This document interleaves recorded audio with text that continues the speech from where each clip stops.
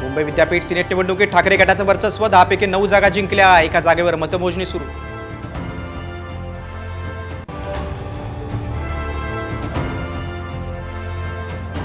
महिलेकडून मंत्रालयातील फडणवीसांच्या कार्यालयाबाहेर तोडफोड, सचिव गेटमधून विनापास मंत्रालयात केला होता प्रवेश, 5 पोलीस अधिकाऱ्यांची चौकशी होणार.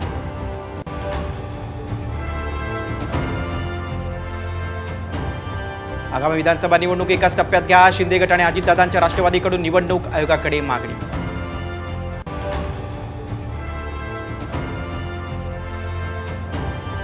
पोर्शे कारच्या आरोपींना हा दिवट्या वाचवायला गेला होता निवडणुकीत, याचा कसा बंदोबस्त करायचा बघतोच, अजित पवारांचे आमदार सुनील टिंगरेंना शरद पवारांचा दम.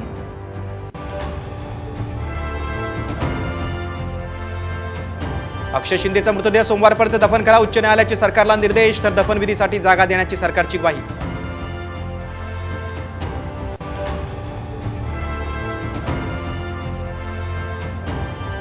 आणि आझाद मैदानात विविध मागण्यांसाठी शिक्षकांचं आंदोलन, खासदार सुप्रिया सुळेंनी घेतली आंदोलकांची भेट, आंदोलकांनी वाचला अजित पवारांविरोधात तक्रारीचा पाढा.